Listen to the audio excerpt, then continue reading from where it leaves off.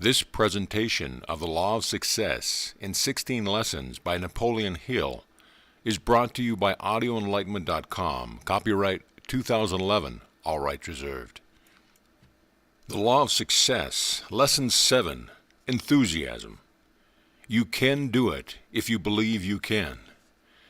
Enthusiasm is a state of mind that inspires and arouses one to put action into the task at hand. It does more than this. It is contagious and vitally affects not only enthusiasts, but all with whom he comes in contact. Enthusiasm bears the same relationship to a human being that steam does to the locomotive. It is the vital moving force that impels action. The greatest leaders of men are those who know how to inspire enthusiasm in their followers.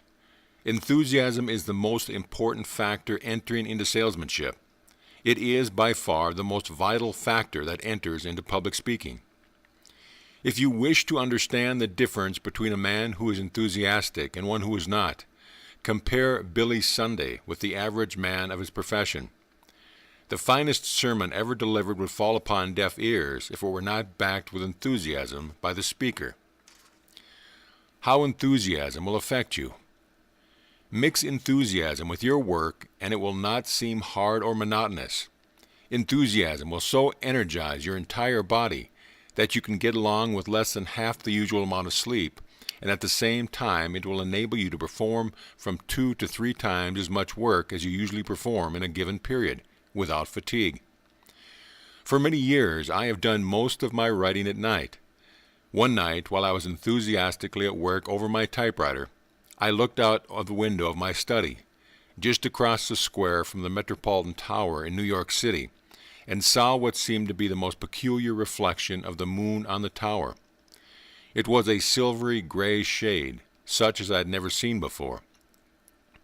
Upon closer inspection, I found that the reflection was that of the early morning sun and not that of the moon. It was daylight. I had been at work all night, but I was so engrossed in my work that the night had passed as though it were but an hour.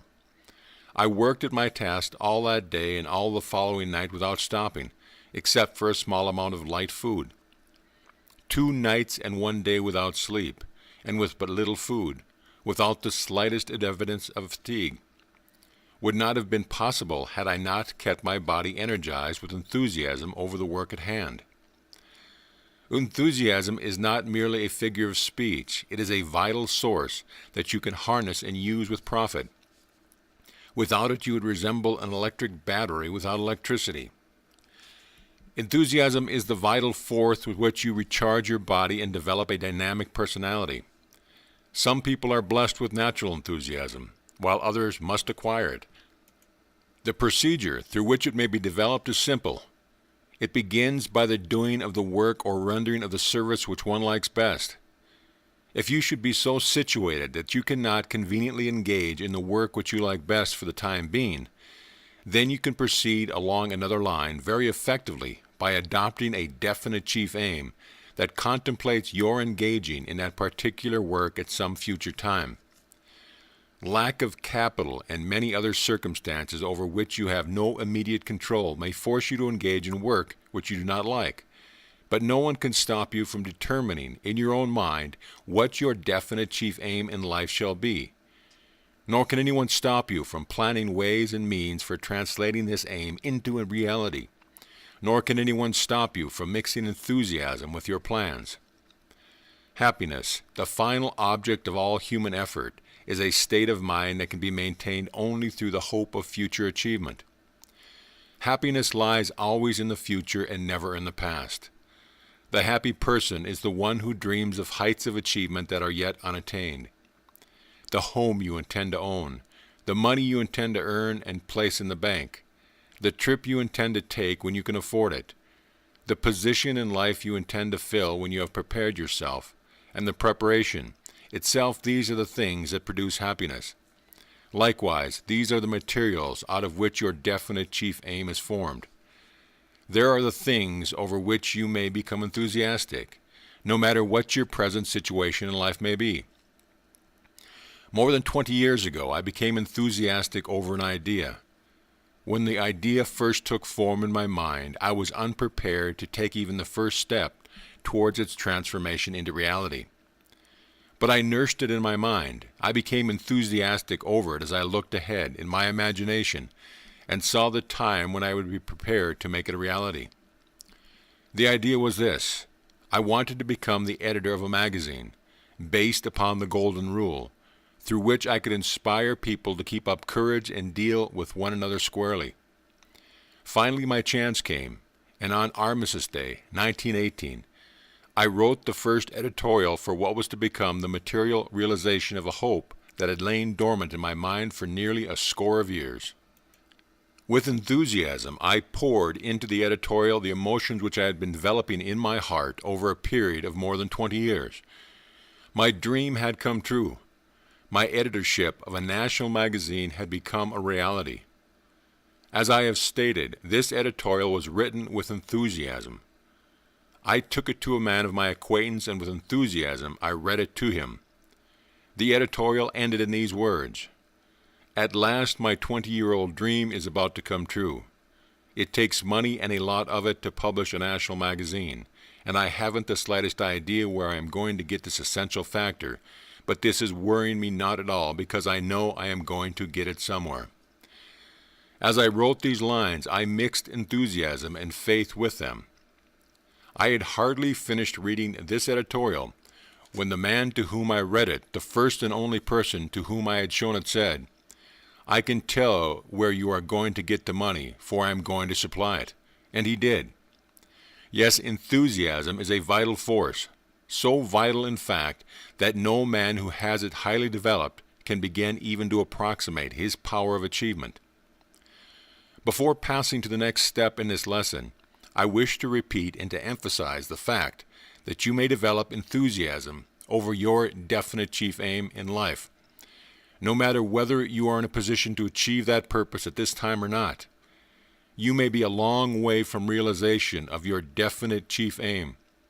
But if you will kindle the fire of enthusiasm in your heart and keep it burning, before very long the obstacles that now stand in the way of your attainment of that purpose will melt away, as if by the force of magic, and you will find yourself in possession of power that you did not know you possessed. How your enthusiasm will affect others. We come now to the discussion of one of the most important subjects of this reading course, namely suggestion. In the preceding lessons, we have discussed the subject of autosuggestion, which is self-suggestion. You saw in Lesson 3 what an important part autosuggestion played. Suggestion is the principle through which your words and your acts and even your state of mind influence others. That you may comprehend the far-reaching power of suggestion, let me refer to the introductory lesson, in which the principle of telepathy is described.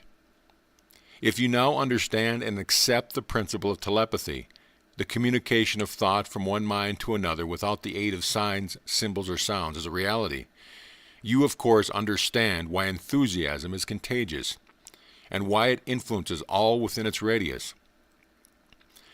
When your own mind is vibrating at a high rate because it has been stimulated with enthusiasm, that vibration registers in the minds of all within its radius, and especially in the minds of those whom you come in close contact. When a public speaker senses the feeling that his audience is in rapport with him, he merely recognizes the fact that his own enthusiasm has influenced the minds of his listeners until their minds are vibrating in harmony with his own. When the salesman senses the fact that the psychological moment for closing a sale has arrived, he merely feels the effect of his own enthusiasm as it influences the mind of his prospective buyer and places that mind in rapport or harmony with his own. The subject of suggestion constitutes so vitally an important part of this lesson and of this entire course that I will now proceed to describe the three mediums through which it usually operates, namely, that you say, what you do, and what you think. When you are enthusiastic over the goods you are selling or the services you are offering or the speech you are delivering, your state of mind becomes obvious to all who hear you by the tone of your voice. Whether you have ever thought of it in this way or not, It is the tone in which you make a statement, more than it is the statement itself, that carries conviction or fails to convince. No mere combination of words can ever take the place of a deep belief in a statement that is expressed with burning enthusiasm. Words are but devitalized sounds unless colored with feeling that is born of enthusiasm. Here the printed word fails me, for I can never express with mere type and paper the difference between words that fall from unemotional lips without the fire of enthusiasm back of them, and those which seem to pour forth from the heart that is bursting with eagerness for expression.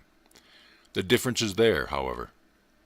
Thus, what you say and the way in which you say it conveys a meaning that may be just the opposite to what is intended. This accounts for many a failure by the salesman who presents his arguments in words which seem logical enough, but lack the coloring that can come only from enthusiasm that is born of sincerity and belief in the goods that he is trying to sell. His words said one thing, but the tone of his voice suggested something entirely different. Therefore, no sale was made. That which you say is an important factor in the operation of the principle of suggestion, but not nearly so important as to that which you do. Your acts will count for more than your words, and woe unto you if the two fail to harmonize. If a man preach the golden rule as a sound rule of conduct, his words will fall upon deaf ears if he does not practice that which he preaches. The most effective sermon that any man can preach on the soundness of the golden rule is that which he preaches by suggestion when he applies this rule in his relationship with his fellow men. If a salesman of Ford automobiles drives up to his prospective purchaser in a Buick or some other make of car, all of the arguments he can present in behalf of the Ford will be without effect. Once I went into one of the offices of the dictaphone company to look at a dictaphone. The salesman in charge presented a logical argument as to the machine's merit, while the stenographer at his side was transcribing letters from a shorthand notebook. His arguments in favor of a dictating machine, as compared with the old method of dictating to a stenographer, did not impress me, because his actions were not in harmony with his words. Your thoughts constitute the most important of the three ways in which you apply the principle of suggestion, for the reason that they control the tone of your words, and to some extent at least your actions. If your thoughts and your actions and your words harmonize, you are bound to influence those with whom you come in contact, more or less towards your way of thinking. We will now proceed to analyze the subject of suggestion, and to show you exactly how to apply the principle upon which it operates. As we have already seen, suggestion differs from autosuggestion only in one way. We use it consciously or unconsciously when we influence others, while we use autosuggestion as a means of influencing ourselves. Before you can influence another person through suggestion, that person's mind must be in a state of neutrality. That is, it must be open and receptive to your method of suggestion. Right here is where most salesmen fail. They try to make a sale before the mind of the prospective buyer has been rendered receptive or neutralized. This is such a vital point in this lesson that I feel impelled to dwell upon it here until there can be no doubt that you understand the principle that I am describing. When I say that the salesman must neutralize the mind of his prospective purchaser before a sale can be made, I mean that the prospective purchaser's mind must be credulous. A state of confidence must have been established, and it is obvious that there can be no set rule for either establishing confidence or neutralizing the mind to a state of openness. Here the ingenuity of the salesman must supply that which cannot be set down as a hard and fast rule. I know a life insurance salesman who sells nothing but large policies, amounting to $100,000 and upward. Before this man even approaches the subject of insurance with a prospective client, he familiarizes himself with the prospective client's complete history, including his education, his financial status, his eccentricities if he has any, his religious preference, and other data too numerous to be listed. Armed with this information, he manages to secure an introduction under conditions which permit him to know the prospective client in a social as well as a business way. Nothing is said about the sale of life insurance during his first visit, nor his second, and sometimes he does not approach the subject of insurance until he has become very well acquainted with the prospective client. All this time, however, he is not dissipating his efforts. He is taking advantage of these friendly visits for the purpose of neutralizing his prospective client's mind. That is, he is building up a relationship of confidence so that when the time comes for him to talk life insurance, that which he says will fall upon ears that willingly listen. Some years ago, I wrote a book entitled How to Sell Your Services. Just before the manuscript went to the publisher, it occurred to me to request some of the well-known men of the United States to write letters of endorsement to be published in the book. The printer was then waiting for the manuscript. Therefore, I hurriedly wrote a letter to some 8 or 10 men, in which I briefly outlined exactly what I wanted, but the letter brought back no replies. I had failed to observe 2 important prerequisites for success. I had written the letter so hurriedly that I had failed to inject the spirit of enthusiasm into it, and I had neglected so to word the letter that it had the effect of neutralizing the minds of those to whom it was sent. Therefore, I had not paved the way for the application of the principle of suggestion. After I discovered my mistake, I then wrote a letter that was based upon strict application of the principle of suggestion. And this letter not only brought back replies from all to whom it was sent, but many of those replies were masterpieces and served far beyond my fondest hopes as valuable supplements to the book. For the purpose of comparison, to show you how the principle of suggestion may be used in writing a letter, and what an important part enthusiasm plays in giving the written word flesh, the 2 letters are here reproduced. It will not be necessary to indicate which letter failed, as that will be quite obvious. Letter 1. My dear Mr. Ford, I am just completing a manuscript for a new book entitled How to Sell Your Services. I anticipate the sale of several 100,000 of these books, and I believe those who purchase the book would welcome the opportunity of receiving a message from you as to the best method of marketing personal services. Would you therefore be good enough to give me a few minutes of your time by writing a brief message to be published in my book? This will be of a big favor to me personally, and I know it would be appreciated by the readers of the book. Thanking you in advance for any consideration you may care to show me, I am yours very truly. Letter number 2. My dear Mr. Marshall, would you care for the opportunity to send a message of encouragement and possibly a word of advice to a few 100,000 of your fellow men who have failed to make their mark in the world as successfully as you have done? I have about completed a manuscript for a book to be entitled How to Sell Your Services. The main point made in the book is that service rendered is cause and the pay envelope is effect, and that the latter varies in proportion to the efficiency of the former. The book would be incomplete without a few words of advice from a few men who, like yourself, have come up from the bottom to enviable positions in the world.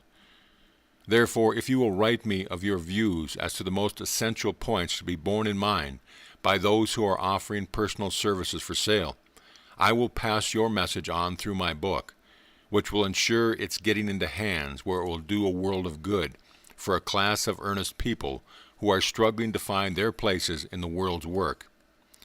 I know you are a busy man, Mr. Marshall, but please bear in mind that by simply calling in your secretary and dictating a brief letter, you will be sending forth an important message to possibly 500,000 people.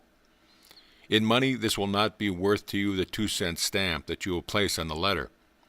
But if estimated from the viewpoint of the good, it may do others who are less fortunate than yourself. It may be worth the difference between success and failure to many a worthy person who will read your message, believe in it, and be guided by it.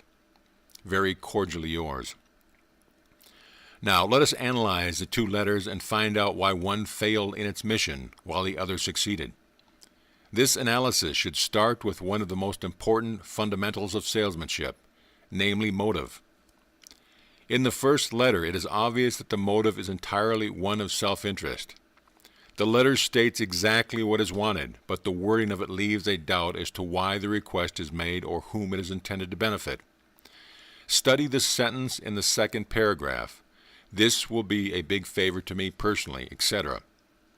Now, it may seem to be a peculiar trait, but the truth is that most people will not grant favors just to please others. If I ask you to render a service that will benefit me without bringing you some corresponding advantage, you will not show much enthusiasm in granting that favor.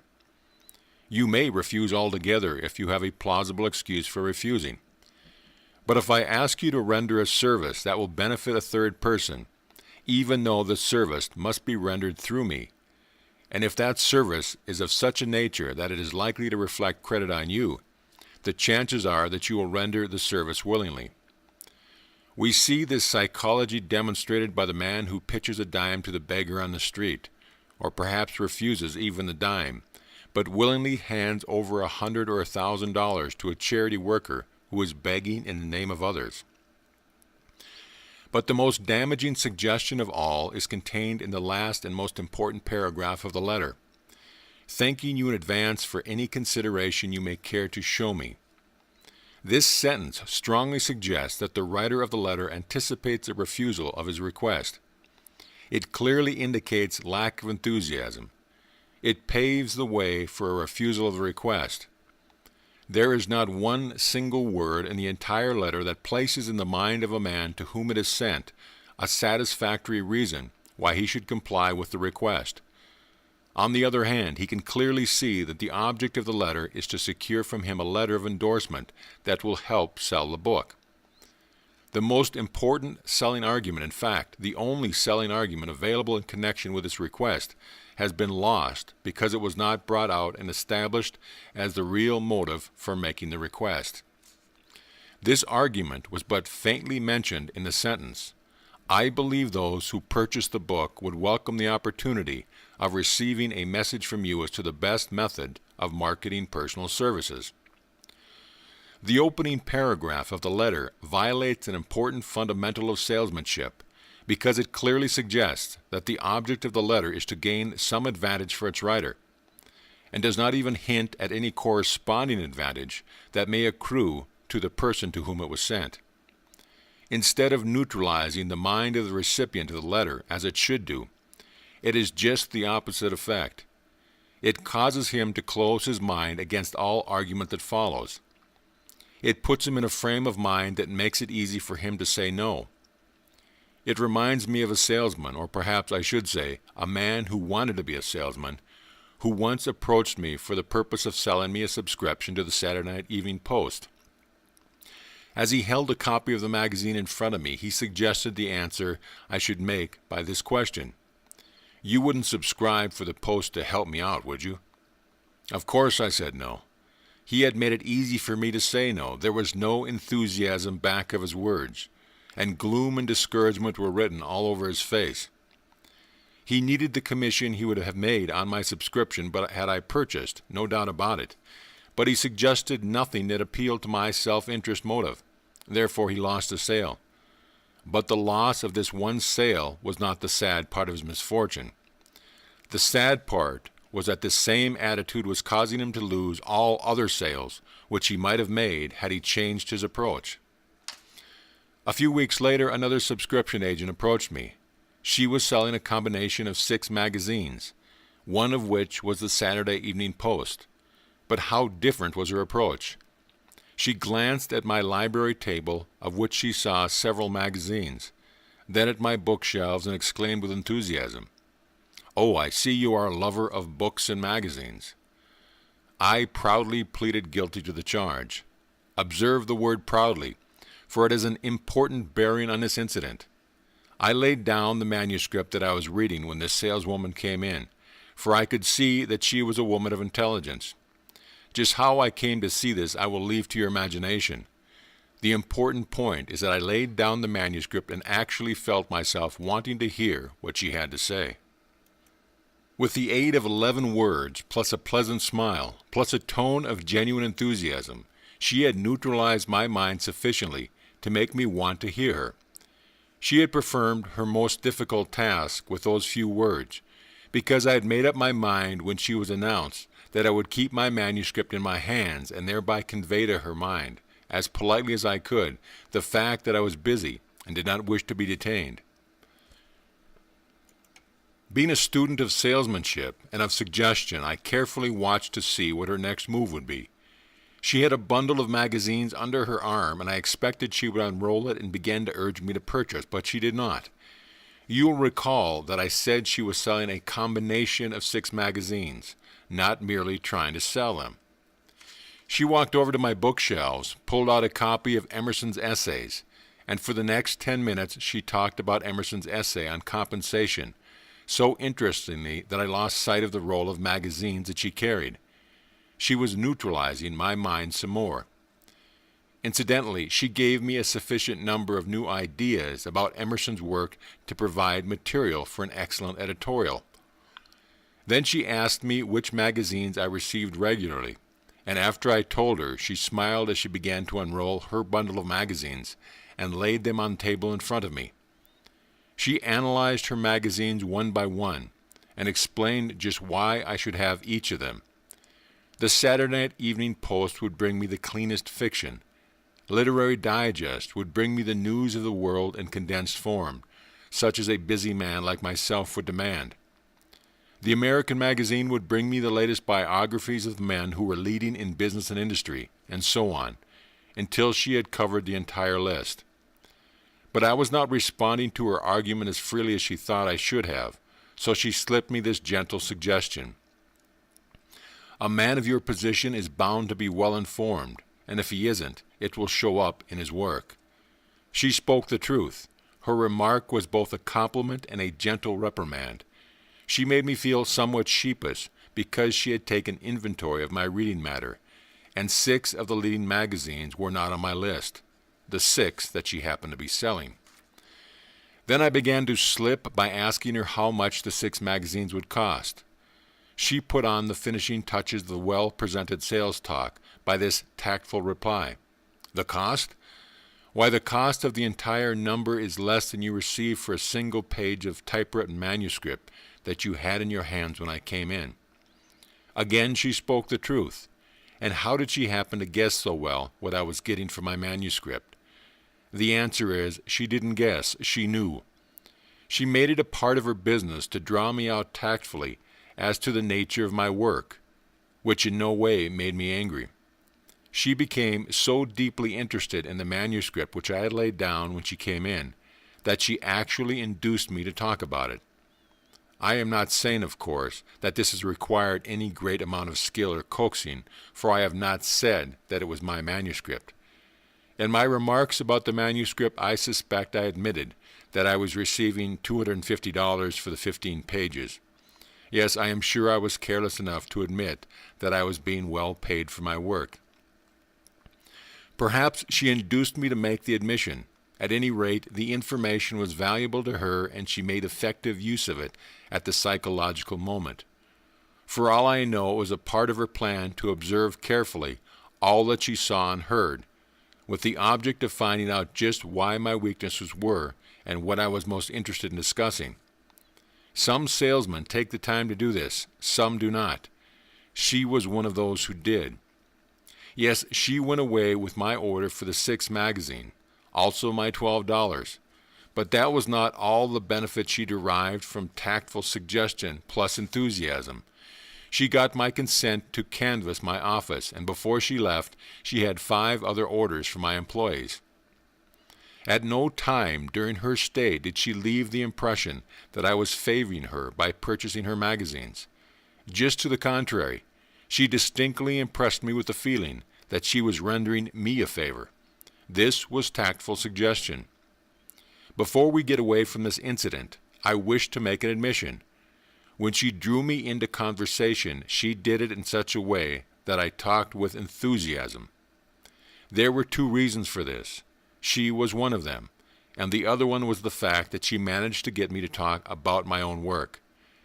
Of course, I am not suggesting that you should be meddlesome enough to smile at my gentle carelessness as you read this, or that you should gather from this incident the impression that this tactful saleswoman actually led me to talk of my own work for the purpose of neutralizing my mind so that I would listen to her.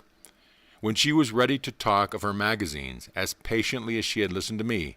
However, if you should be clever enough to draw a lesson from her method, there is no way for me to stop you from doing so. As I have stated, when I talked, I mixed enthusiasm with my conversation. Perhaps I caught the spirit of enthusiasm from this clever saleswoman when she made the opening remark as she came into my study. Yes, I am sure this is where I caught it, and I am just as sure that her enthusiasm was not a matter of accident. She had trained herself to look for something in her prospective purchaser's office, or his work or his conversation over which she could express enthusiasm. Remember, suggestion and enthusiasm go hand in hand. I can remember, as though it were yesterday, the feeling that came over me when the would-be salesman pushed the Saturday Night Evening Post in front of me as he remarked, "You wouldn't subscribe for the Post to help me out, would you?" His words were chilled. They were lifeless. They lacked enthusiasm. They registered an impression in my mind, but that impression was one of coldness. I wanted to see the man go out of the door at which he had come in.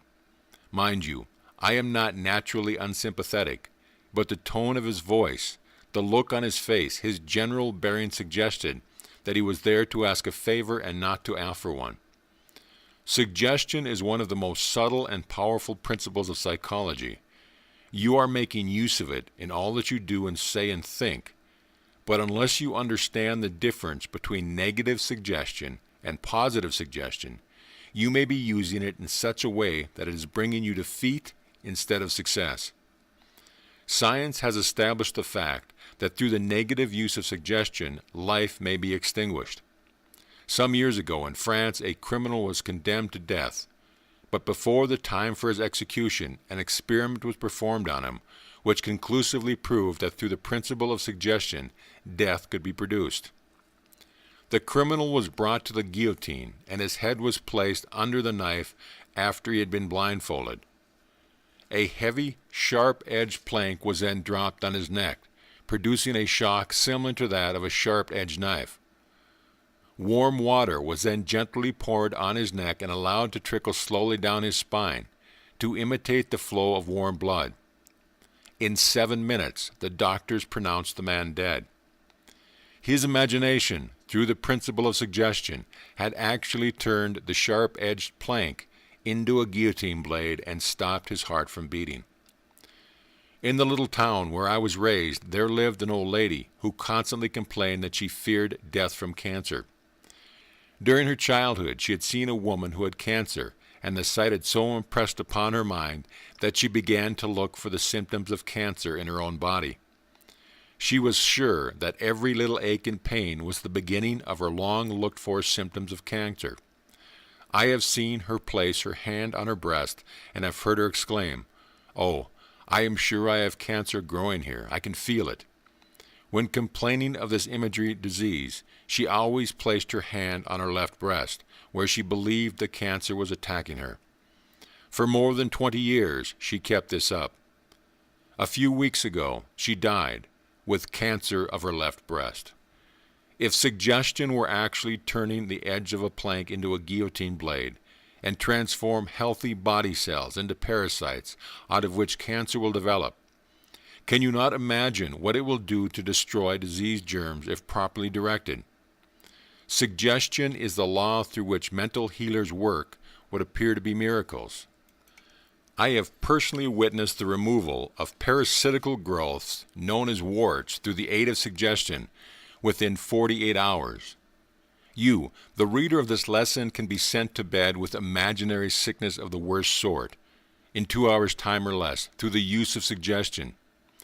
If you should start down the street and 3 or 4 people with whom you have confidence should meet you and each exclaim that you look ill, you would be ready for a doctor.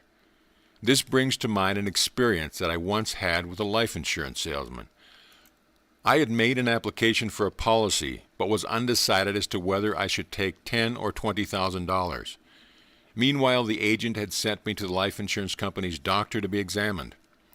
The following day I was called back for another examination. The second time the examination was more searching, and the doctor carried a worried look on his face. The third day I was called back again, and this time 2 consulting physicians were there to look me over. They gave me the most searching examination I had ever received or even heard of. The next day the agent called on me and addressed me as follows. I do not wish to alarm you, but the doctors who have examined you do not agree on your analysis. You have not yet decided whether you will take $10,000 or $20,000 worth of insurance, and I do not think it fair for me to give you a report on your medical examination until you make this decision, because if I did, you might not feel that I was urging you to take the larger amount. Then I spoke up and said, well, I have already decided to take the full amount. True enough, I had decided to take the full $20,000 policy. I decided the moment the agent planted the suggestion in my mind that perhaps I had some constitutional weakness that would make it hard for me to get as much insurance as I wanted. Very well, said the agent. Now that you have decided, I feel it my duty to tell you that 2 of the doctors believe you have the tubercular gem in your system, while the other 2 disagree with them. The trick had been turned. Clever suggestion had pushed me over the fence of indecision, and we were all satisfied. Where does enthusiasm come in, do you ask? Never mind, it came in all right. But if you wish to know who brought it in, you'll have to ask the life insurance agent and his 4 medical accomplices. For I am sure they must have a hearty laugh at my expense, but the trick was all right. I needed the insurance anyway. Of course, if you happen to be a life insurance agent, you will not grab this idea and work it out on the next prospective client, which is slow in making up his mind about taking a policy. Of course, you will not. A few months ago, I received one of the most effective pieces of advertising I ever saw. It was a neat little book in which a clever automobile insurance salesman had reprinted press dispatches that he had gathered from all over the country, in which it was shown that 65 automobiles had been stolen in a single day.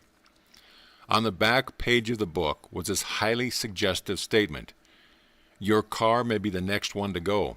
Is it insured?" At the bottom of the page was a salesman's name and address, also his telephone number. Before I had finished reading the first 2 pages of the book, I called the salesman on the telephone and made inquiry about rates. He came right over to see me, and you know the remainder of the story.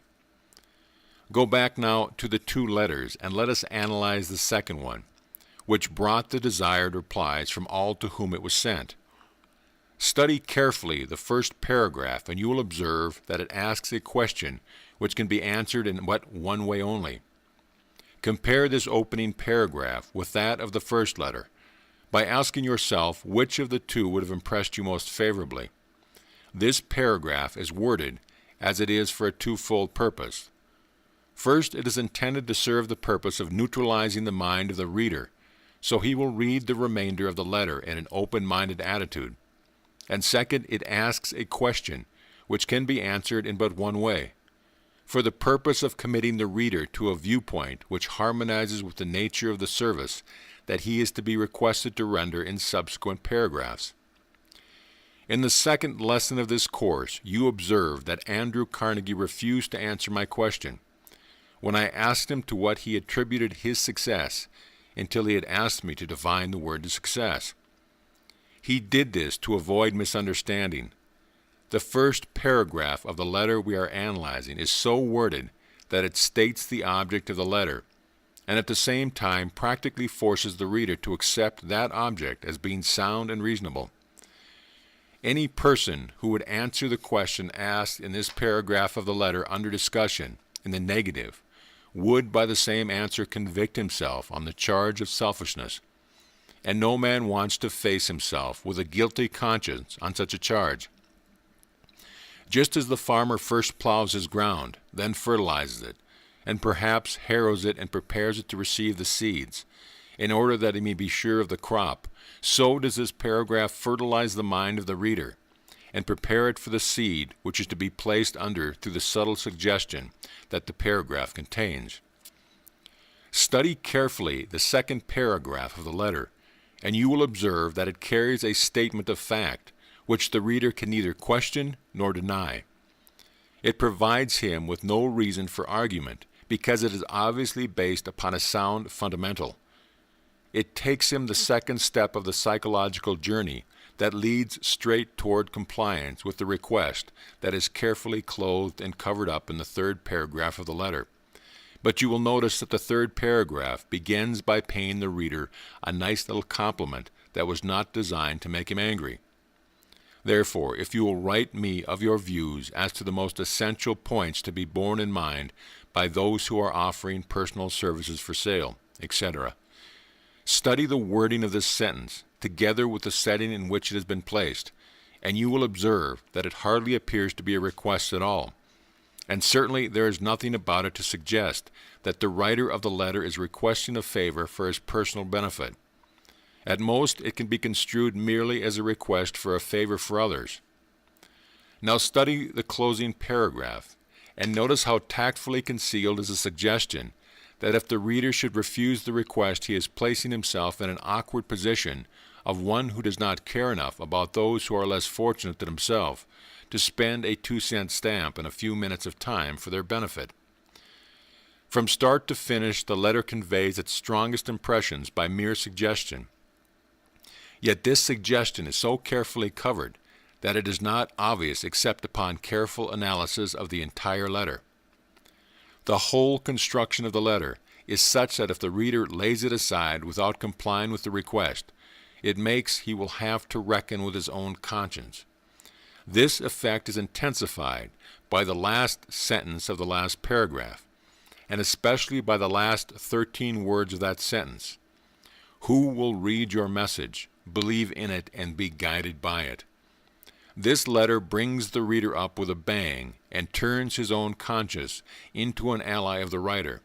It corners him, just as a hunter might corner a rabbit by driving it into a carefully prepared net. The best evidence that his analysis is correct in the fact that the letter brought replies from every person to whom it was sent, despite the fact that every one of these men was of the type that we speak of as being a man of affairs, the type that is generally supposed to be too busy to answer a letter of this nature.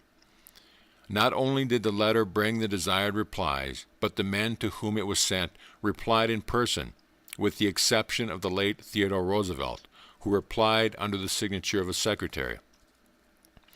John Wanamaker and Frank Vanderlip wrote 2 of the finest letters I have ever read, each a masterpiece that might well have adorned the pages of a more dignified volume than the one for which the letters were requested.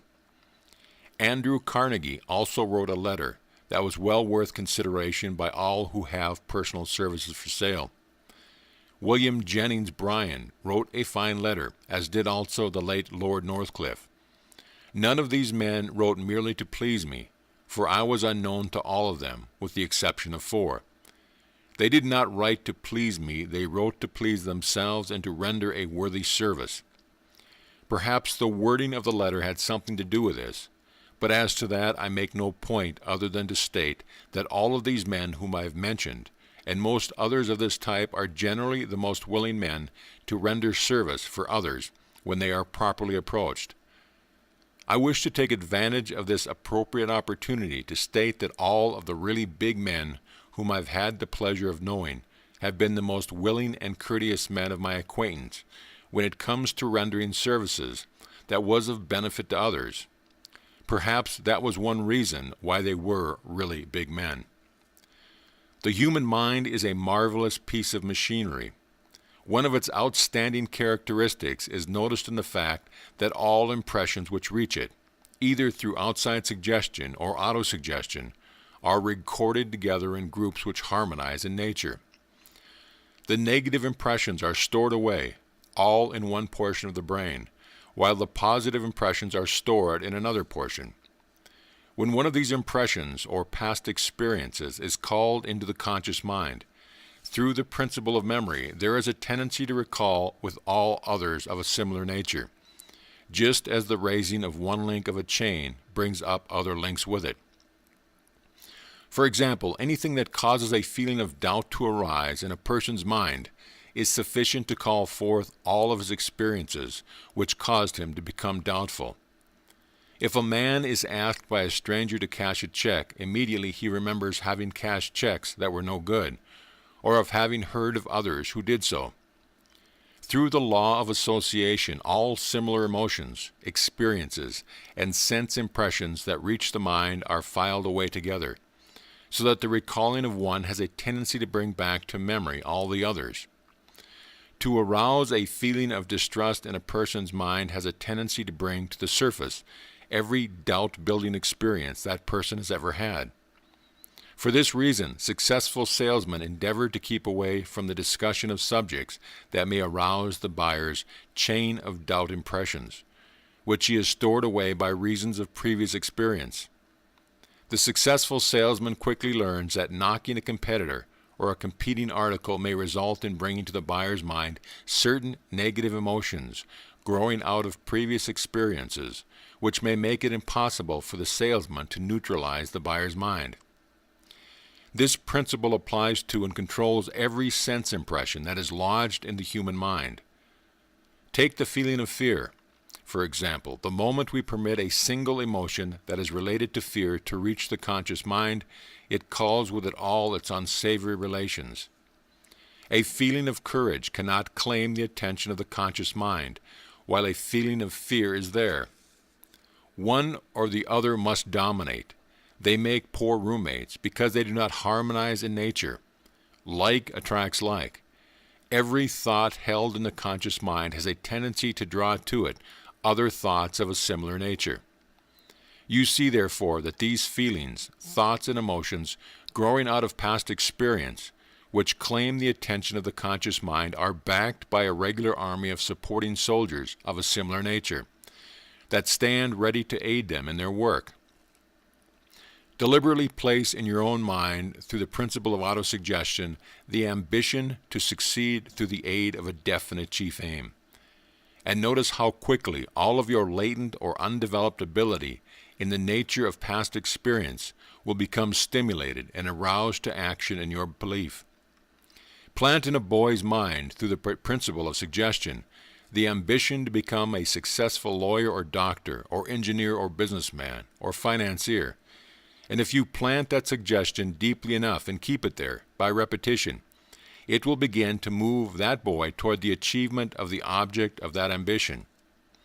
If you would plant a suggestion deeply, mix it generously with enthusiasm, for enthusiasm is the fertilizer that will ensure its rapid growth as well as its permanency. When the kind-hearted old gentleman planted in my mind the suggestion that I was a bright boy, and I could make my mark in the world if I would educate myself, it was not so much what he said as it was the way in which he said it that made such a deep and lasting impression on my mind. It was the way in which he gripped my shoulders, and the look of confidence in his eyes that drove his suggestion so deeply into my subconscious mind that it never gave me any peace until I commenced taking the steps that led to the fulfillment of that suggestion. This is a point that I would stress with all the power at my command. It is not so much what you say as it is the tone and manner in which you say it that makes a lasting impression. It naturally follows, therefore, that sincerity of purpose, honesty, and earnestness must be placed back of all that one says if one would make a lasting and favorable impression. Whatever you successfully sell to others, you must first sell to yourself. Not long ago, I was approached by an agent of the government of Mexico who sought my services as a writer of propaganda for the administration in charge that time. His approach was about as follows. Whereas Senor has a reputation as an exponent of the Golden Rule philosophy, and whereas Senor is known throughout the United States as an independent who is not allied with any political faction now, therefore, would Senor be gracious enough to come to Mexico, study the economic and political affairs of that country, then return to the United States and write a series of articles to appear in the newspapers, recommending to the people of America the immediate recognition of Mexico by the government of the United States, etc. For this service I was offered more money than I shall perhaps ever possess during my entire life. But I refuse the commission, and for the reason that will fail to impress anyone except those who understand the principle which makes it necessary for all who would influence others to remain on good terms with their own conscience. I could not write convincingly of Mexico's cause for the reason that I did not believe in that cause. Therefore, I could not have mixed sufficient enthusiasm with my writing to have made it effective, even though I had been willing to prostitute my talent and dip my pen into ink that I knew to be muddy. I will not endeavor further to explain my philosophy on this incident for the reason that those who are fair enough advanced in the study of autosuggestion will not need further explanation, while those who are not far enough advanced would not and could not understand. No man can afford to express, through words or acts, that which is not in harmony with his own belief, and if he does so, he must pay by the loss of his ability to influence others. Please read aloud the foregoing paragraph. It is worth emphasizing by repetition. For lack of observation of the principle upon which it is based constitutes the rocks and reefs upon which many a man's definite chief aim dashes itself to pieces. I do not believe that I can afford to try to deceive anyone about anything, but I know that I cannot afford to try to deceive myself. To do so would destroy the power of my pen and render my words ineffective. It is only when I write with the fire of enthusiasm burning in my heart that my writing impresses others favorably. And it is only when I speak from a heart that is bursting with belief in my message that I can move my audience to accept that message. I would also have you read aloud the foregoing paragraph. Yes, I would have you commit it to memory. Even more than this, I would have you write it out and place it where it may serve as a daily reminder of principle, nay, a law as immutable as the law of gravitation, without which you can never become a power in your chosen life work. There have been times, and many of them, when it appeared that if I stood by this principle, it would mean starvation. There have been times when my closest friends and business advisors have strongly urged me to shade my philosophy for the sake of gaining a needed advantage here and there. But somehow I have managed to cling to it, mainly, I suppose, for the reason that I have preferred peace and harmony in my own heart to the material gain that I might have had by a forced compromise with my conscience. Strange as it may seem, my deliberations and conclusions on this subject of refusing to strangle my own conscience have seldom been based upon what is commonly called honesty. That which I have done in the matter of refraining from writing or speaking anything that I did not believe has been solely a question of honor between my conscience and myself. I have tried to express that which my heart dictated, because I have aimed to give my words flesh. It might be said that my motive was based more upon self-interest than it was on a desire to be fair with others, although I have never desired to be unfair with others so far as I am able to analyze myself. No man can become a master salesman if he compromises with falsehood. Murder will out, and even though no one ever catches him red-handed in expressing that which he does not believe, his words will fail in the accomplishment of their purpose, because he cannot give them flesh if they do not come from his heart, and if they are not mixed with genuine, unadulterated enthusiasm. I would also have you read aloud the foregoing paragraph, for it embraces a great law that you must understand and apply before you can become a person of influence in any undertaking. In making these requests for the sake of emphasis, I am not trying to take undue liberties with you. I am giving you full credit for being an adult, a thinker, an intelligent person, yet I know how likely you are to skip over these vital laws without being sufficiently impressed by them to make them a part of your own workaday philosophy. I know your weakness because I know my own. It has required the better part of 25 years of ups and downs, mostly downs, to impress these basic truths upon my own mind, so that they influenced me. I have tried both them and their opposites. Therefore I can speak, not as one who merely believes in their soundness, but as one who knows. And what do I mean by these truths? so that you cannot possibly misunderstand my meaning, and so that these words of warning cannot possibly convey an abstract meaning, I will state by these truths, I mean this.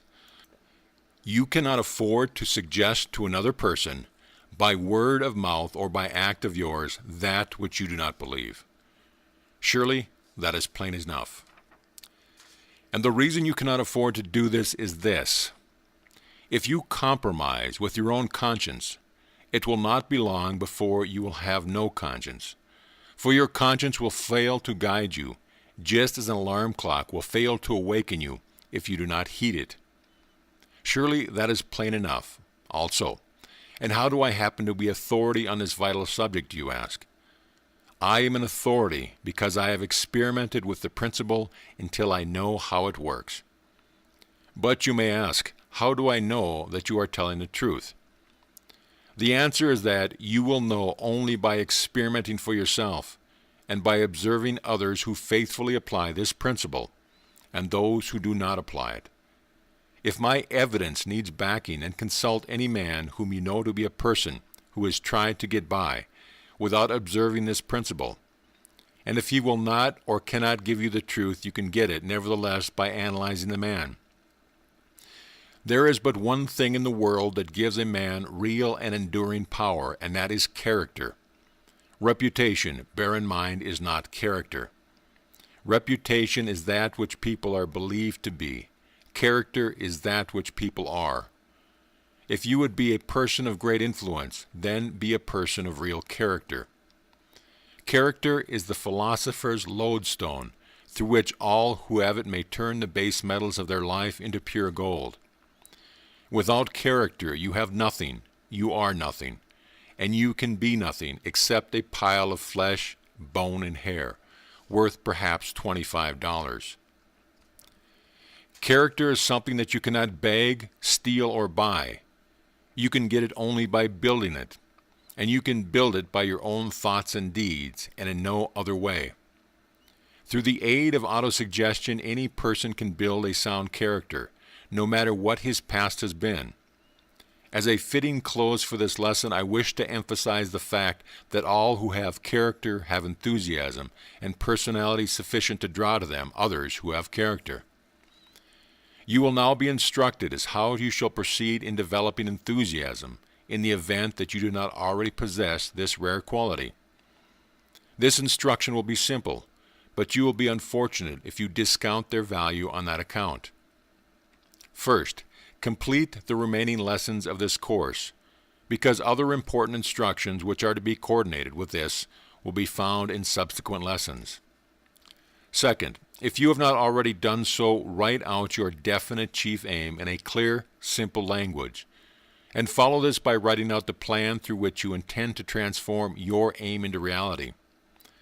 Third, read over the description of your definite chief aim each night, just before retiring, and as you read, see yourself in your imagination in full possession of the object of your aim.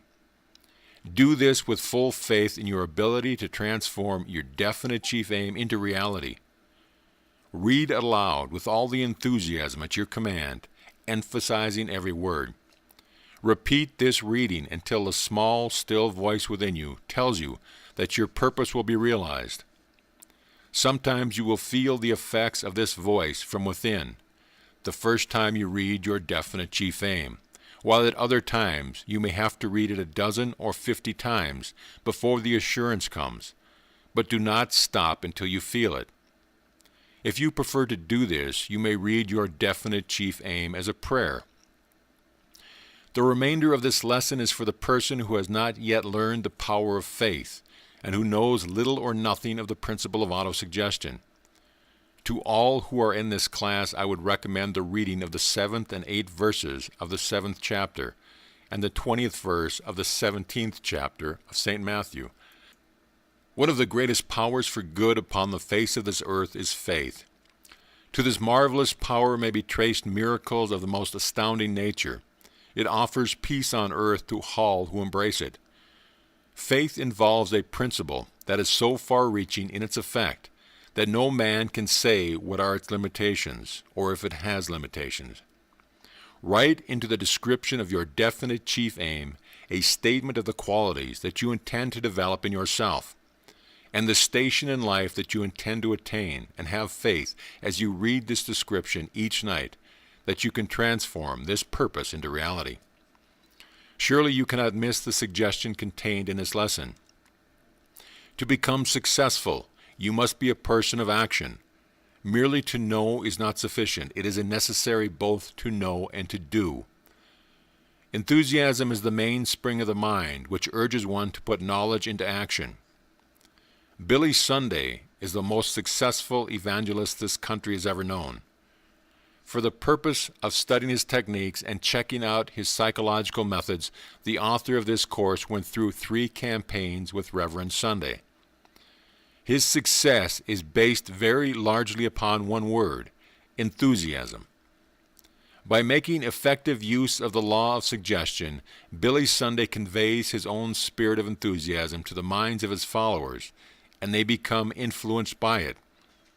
He sells his sermons by the use of exactly the same sort of strategy employed by many master salesmen. Enthusiasm is essential to the salesman as water is to the duck. All successful sales managers understand the psychology of enthusiasm and make use of it in various ways as a practical means of helping their men produce more sales. Practically all sales organizations have gotten together meetings at stated times for the purpose of revitalizing the minds of all members of the sales force and injecting the spirit of enthusiasm, which can best be done en masse through group psychology. Sales meetings might properly be called revival meetings, because their purpose is to revive interest and arouse enthusiasm, which will enable the salesman to take up the fight with renewed ambition and energy. During his administration as sales manager of the National Cash Register Company, Hugh Chalmers, who later became famous in the motor car industry, faced a most embarrassing situation which threatened to wipe out his position as well as that of thousands of salesmen under his direction. The company was in financial difficulty. This fact had become known to the salesmen in the field, and the effect of it was to cause them to lose their enthusiasm. Sales began to dwindle until finally the conditions became so alarming that a general meeting of the sales organization was called, to be held at the company's plant in Dayton, Ohio. Salesmen were called in from all over the country. Mr. Chalmers presided over the meeting. He began by calling on several of his best salesmen to get on their feet and tell what was wrong out in the field, that orders had fallen off. One by one they got up, as called, and each man had a most terrible tale of grief to unfold. Business conditions were bad. Money was scarce. People were holding off buying until after the presidential election, etc. As the 5th man began to enumerate the difficulties which had kept him from making his usual quota of sales, Mr. Chalmers jumped up on top of the table, held up his hand for silence, and said, "Stop! I order this convention to come to a close for 10 minutes, while I get my shoes shined." Then turning to a small colored boy who sat near him, he ordered the boy to bring his shoe shine outfit and shine his shoes, right where he stood, on top of the table. The salesmen in the audience were astounded. Some of them thought that Mr. Chalmers had suddenly lost his mind. They began to whisper among themselves. Meanwhile, the little boy shined first one and then another shoe, taking plenty of time and doing a first-class job. After the job was finished, Mr. Chalmers handed the boy a dime, then went ahead with his speech. "I want each of you," he said, "to take a good look at this little boy.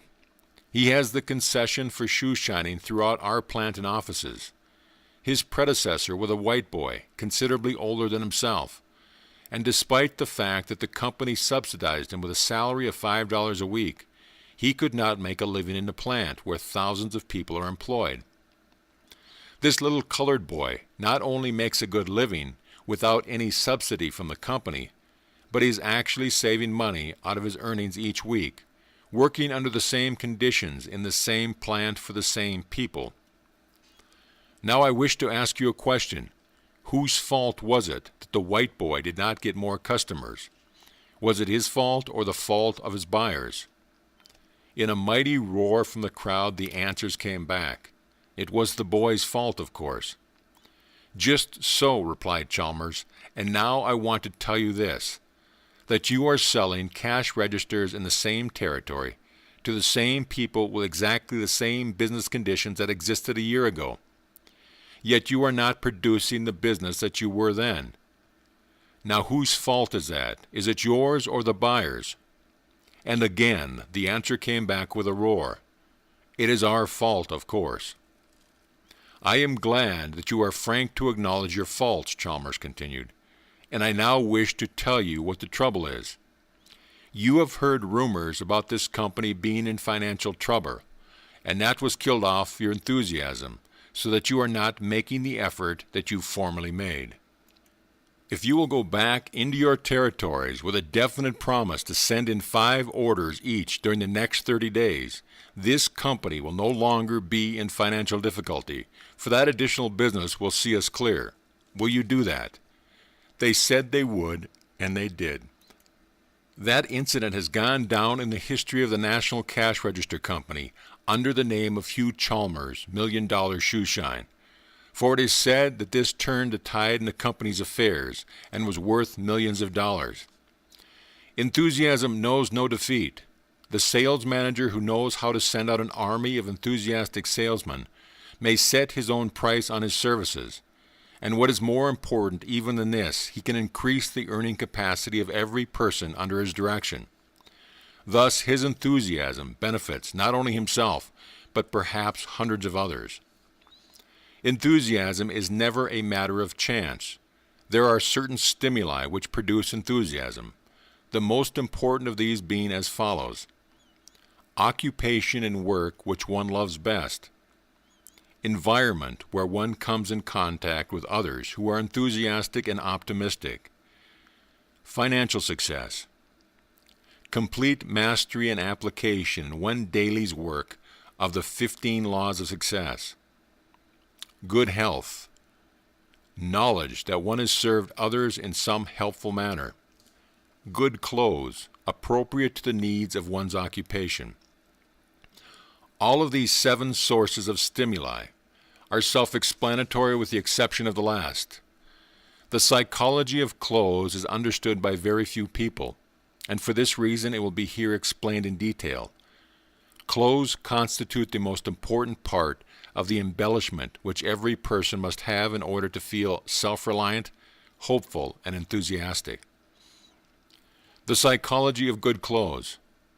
When the good news came from the theater of war on November the 11th, 1918, my worldly possessions amounted to but little more than they did the day I came into the world. The war had destroyed my business and made it necessary for me to make a new start. My wardrobe consisted of 3 well-worn business suits and 2 uniforms which I no longer needed. Knowing all too well that the world forms its first and most lasting impression of a man by the clothes he wears, I lost no time in visiting my tailor. Happily, my tailor had known me for many years. Therefore, he did not judge me entirely by the clothes I wore.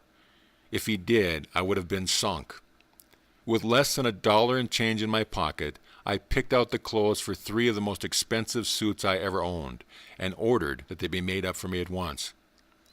The 3 suits came to $375.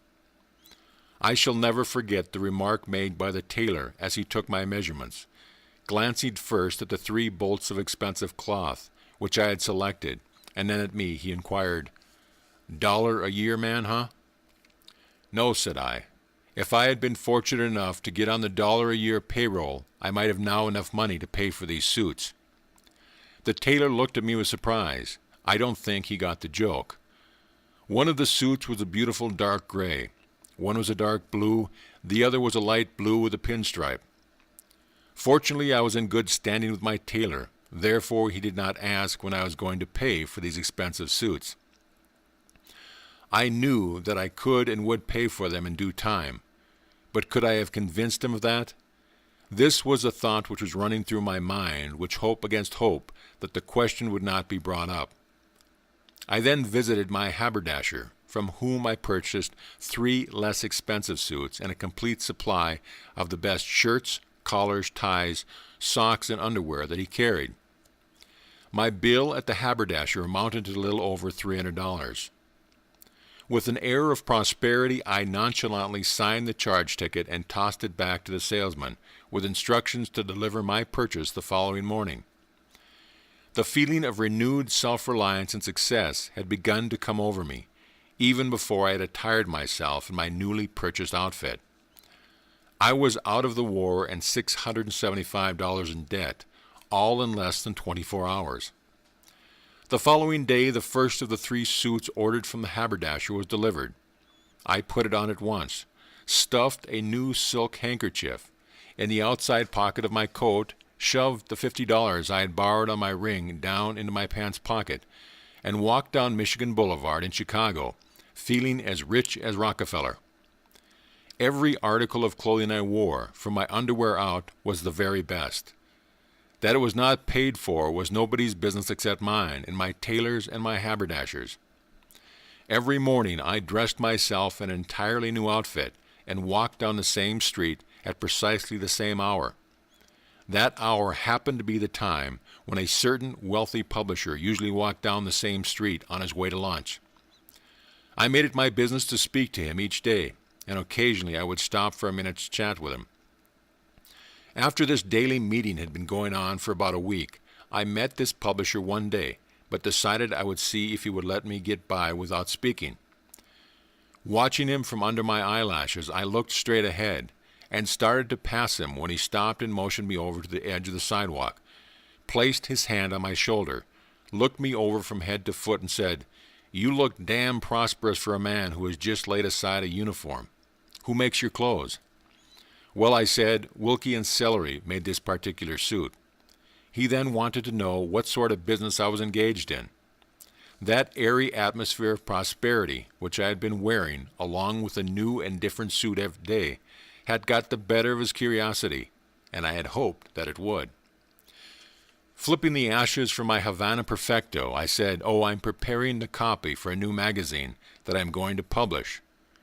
"A new magazine, huh?" he queried. "And what are you going to call it?" "It is to be named Hill's Golden Rule." "Don't forget," said my publisher friend, "that I am in the business of printing and distributing magazines. Perhaps I can serve you also." That was the moment for which I had been waiting.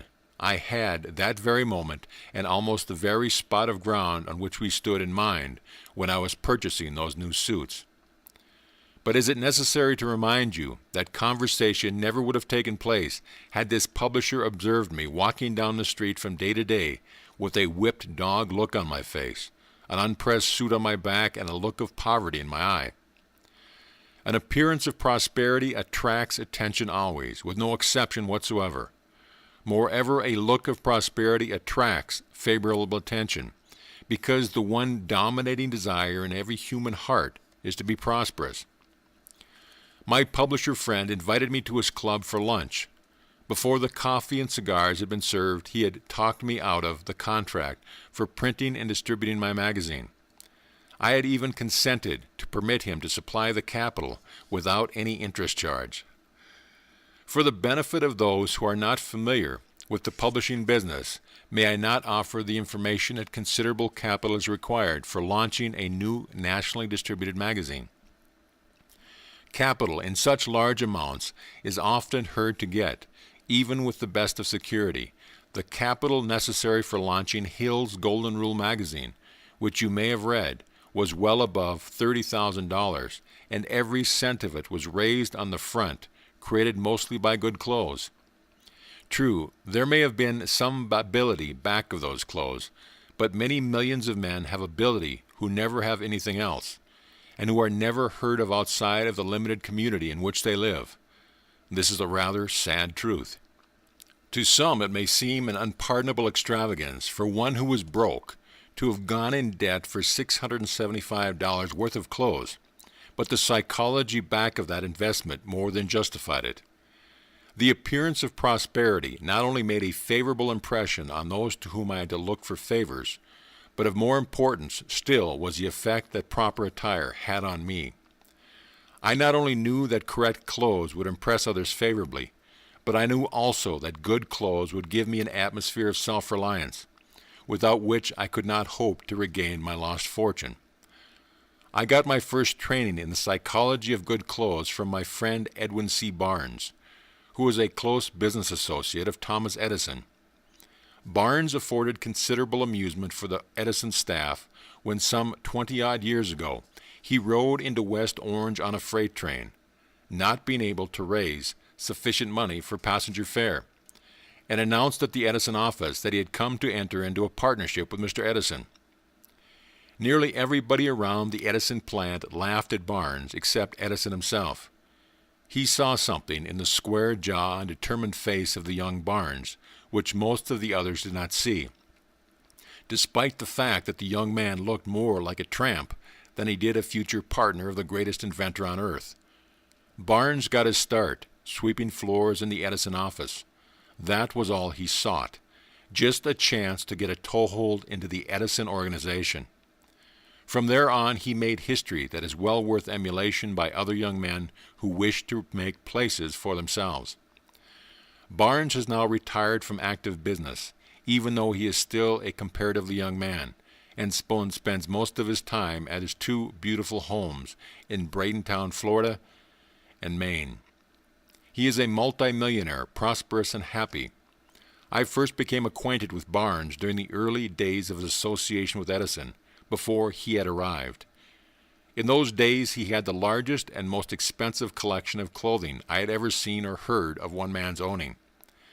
His wardrobe consisted of 31 suits, one for each day of the month. He never wore the same suit 2 days in succession. Moreover, all his suits were of the most expensive type. Incidentally, his clothes were made by the same tailors who made those 3 suits for me. He wore socks which cost $6 a pair. His shirts and other wearing apparel cost in similar proportion. His cravats were specially made at a cost of from $5 to $7.50 each. One day, in a spirit of fun, I asked him to save some of his old suits which he did not need for me. He informed me that he hadn't a single suit which he did not need. He then gave me a lesson on the psychology of clothes, which is well worth remembering. I do not wear 31 suits of clothes, said he, entirely for the impression they make on other people. I do it mostly for the impression they have on me. Barnes then told me of the day when he presented himself at the Edison office for a position. He said he had to walk around the plant a dozen times before he worked up enough courage to announce himself, because he knew that he looked more like a tramp than he did a desirable employee. Barnes is said to be the most able salesman ever connected with the great inventor of West Orange. His entire fortune was made through his ability as a salesman, but he has often said that he never could have accomplished the result which have made him both wealthy and famous had it not been for his understanding of the psychology of clothes. I have met many salesmen in my time. During the past 10 years, I have personally trained and directed the efforts of more than 3,000 salespeople, both men and women, and I have observed that, without a single exception, the star producers were all people who understood and made good use of the psychology of clothes. I have seen a few well-dressed salespeople who made no outstanding records as salesmen, but I have yet to see the first poorly dressed man who became a star producer in the field of selling. I have studied the psychology of clothes for so long, and I have watched its effect on people in so many different walks of life, that I am fully convinced there is a close connection between clothes and success. Personally, I feel no need of 31 suits of clothes, but if my personality demanded a wardrobe of this size, I would manage to get it, no matter how much it might cost. To be well dressed, a man should have at least 10 suits of clothes.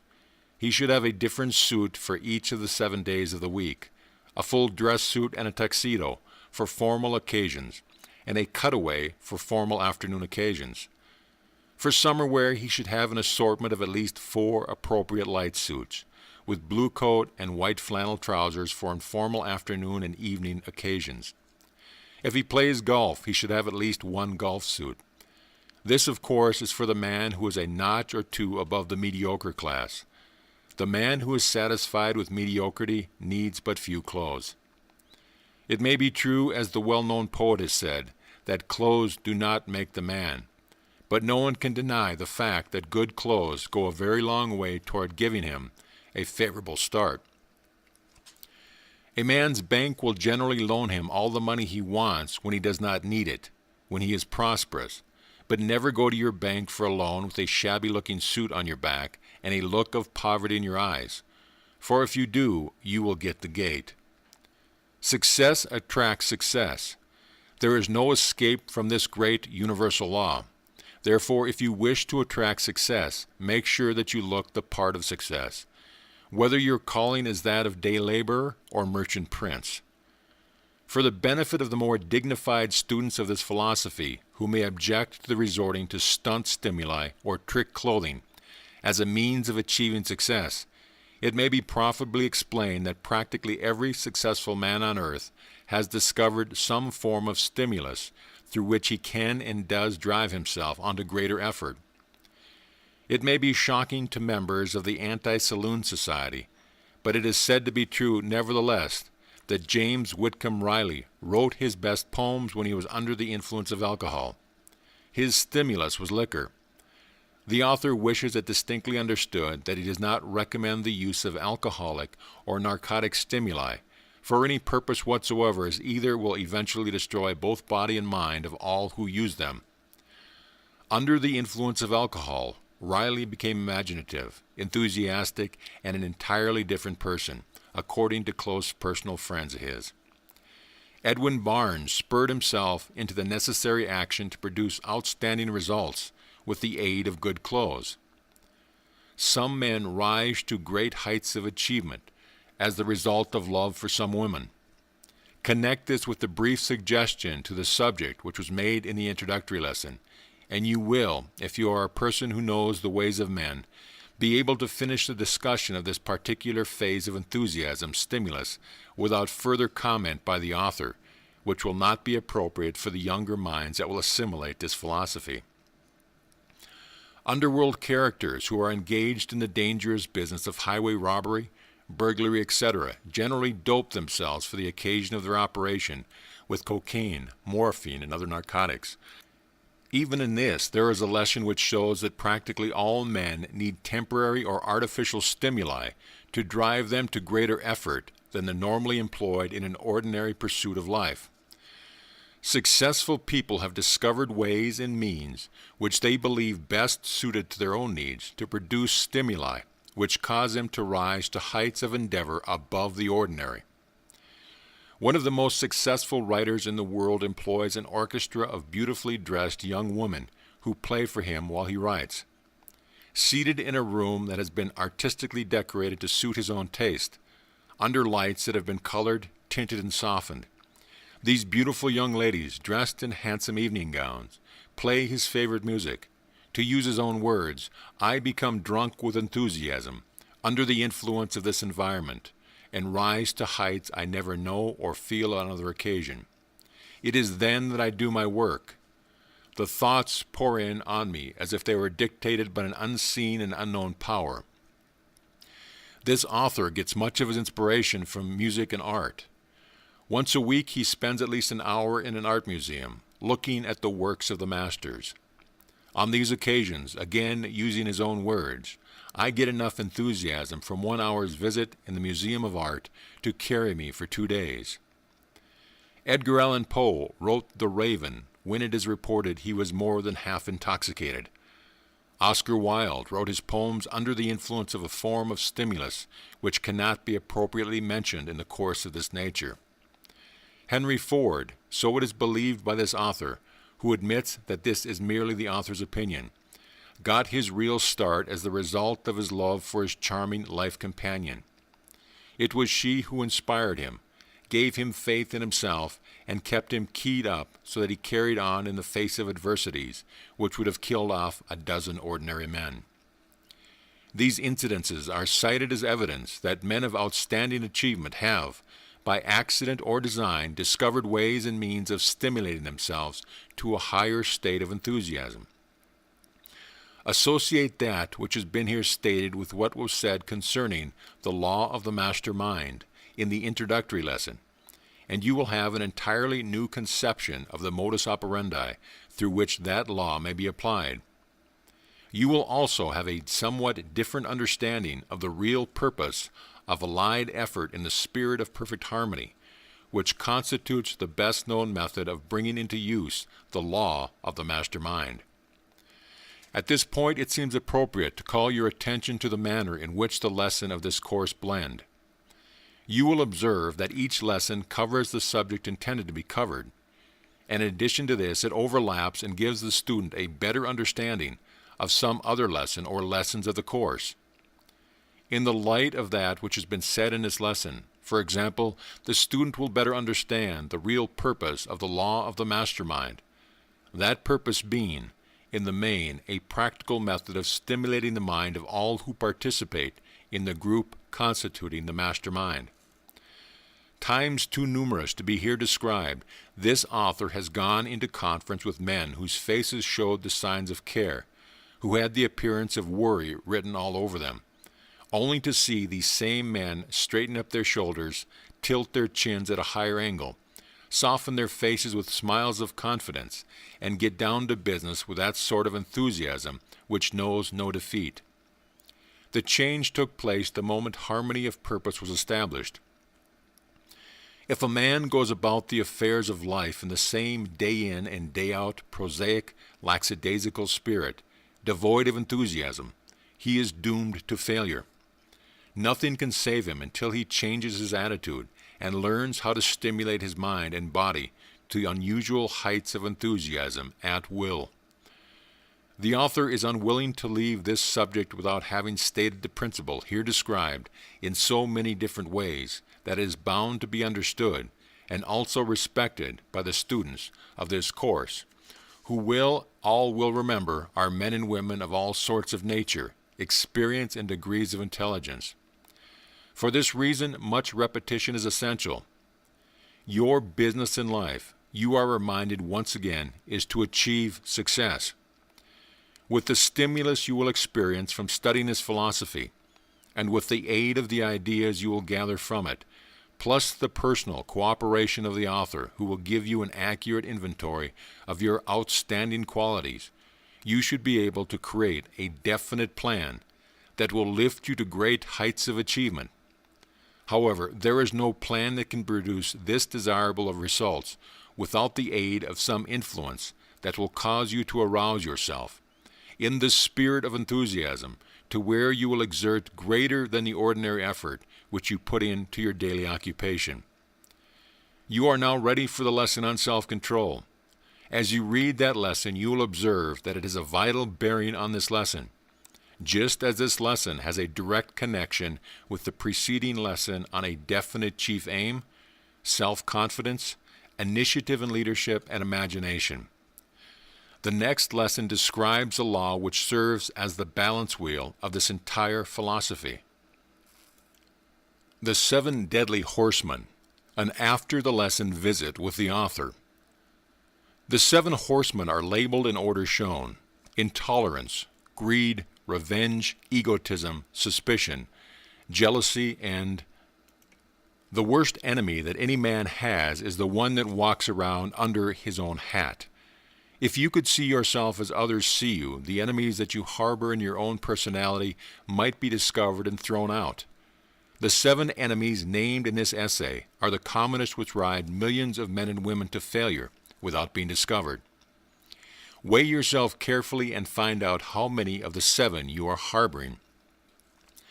You see in this picture 7 deadly warriors. From birth until death, every human being must give battle to these enemies.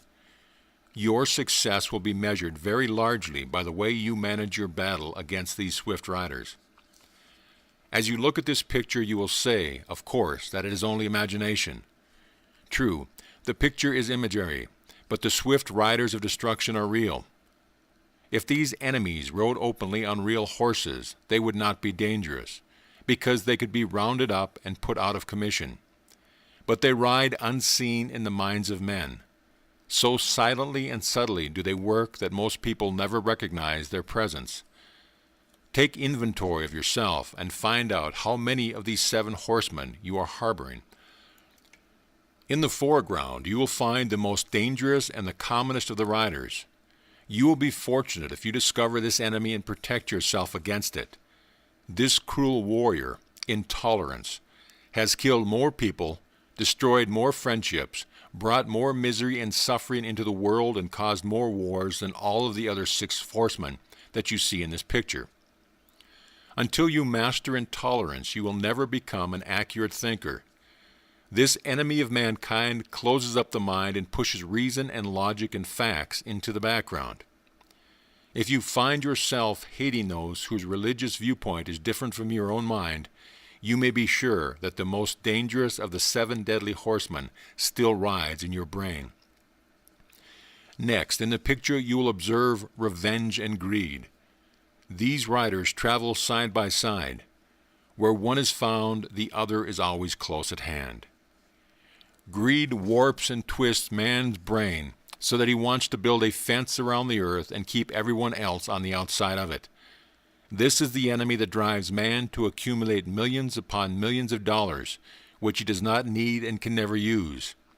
This is the enemy that causes man to twist the screw until he has wrung the last drop of blood from his fellow man. And thanks to revenge, which rides alongside of greed, the unfortunate person who gives brain room to these cruel twins is not satisfied to merely take away his fellow man's earthly belongings. He wants to destroy his reputation in the bargain. Verse: Revenge is a naked sword. It has neither hilt nor guard. Wouldst thou wield this brand of the Lord? Is thy grasp then firm and hard? But the closer thy clutch of the blade, the deadlier blow thou wouldst deal. Deeper wound in thy hand is made. It is thy blood reddens the steel. And when thou hast dealt the blow, when the blade from thy hand has flown, instead of the heart of the foe, thou mayst find it sheathed in thy own. End of verse.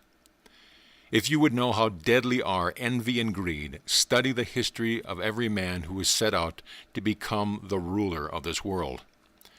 If you do not wish to undertake so ambitious a program of research, then study the people around you, those who have tried, and those who are now trying to feather their own nests at the cost of others. Greed and revenge stand at the crossroads of life, where they turn aside to failure and misery every person who would take the road that leads to success. It is a part of your business not to permit them to interfere with you when you approach one of those crossroads. Both individuals and nations rapidly decline where greed and envy ride in the minds of those who dominate. Take a look at Mexico and Spain if you wish to know what happens to the envious and the greedy. Most important of all, take a look at yourself and make sure these 2 deadly enemies are not riding in your brain. Turn your attention now to 2 more twins of destruction, egotism and suspicion. Observe that they also ride side by side. There is no hope of success for the person who suffers either from too much self-love or lack of confidence in others. Someone who likes to manipulate figures has estimated that the largest club in the world is the "It Can't Be Done" club. It is claimed that there are approximately 99 million members of this club in the United States of America alone. If you have no faith in other people, you have not the seed of success in you. Suspicion is a prolific germ. If permitted to get a start, it rapidly multiplies itself until it leaves no room for faith. Without faith, no man may enjoy enduring success. Running like a golden cord of illumination throughout the Bible is the admonition to have faith. Before civilization lost itself in its mad rush for dollars, men understood the power of faith.